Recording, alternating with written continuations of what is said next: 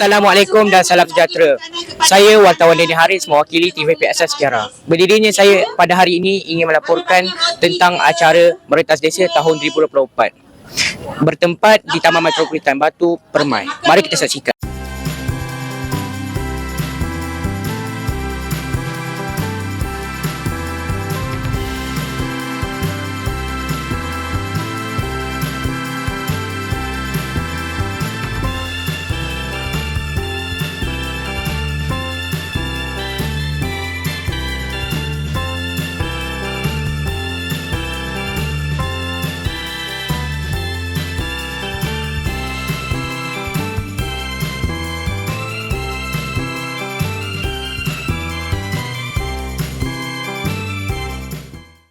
Assalamualaikum Bonda, Bonda sihat?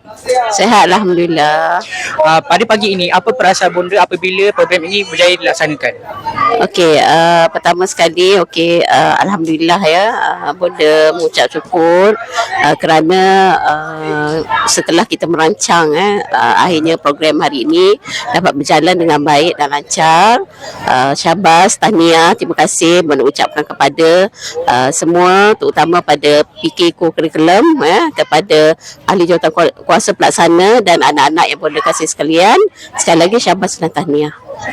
Apakah pendapat Bonda berkaitan program pada hari ini? Okey, pada pendapat Bonda, program hari ini sangat baik ya.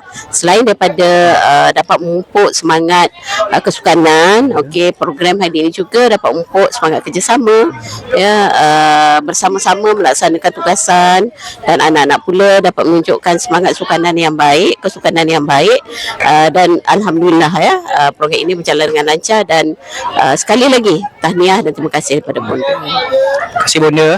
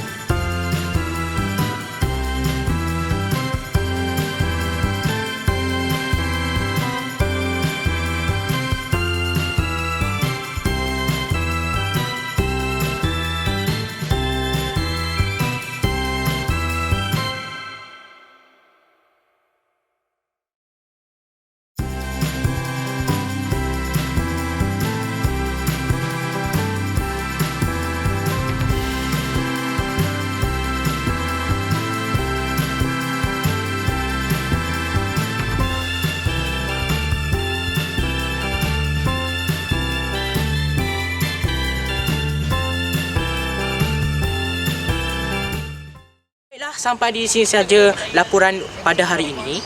Sekian dari saya Denny Haris mewakili wartawan TV PSS Sejarah. Setiara sentiasa juara.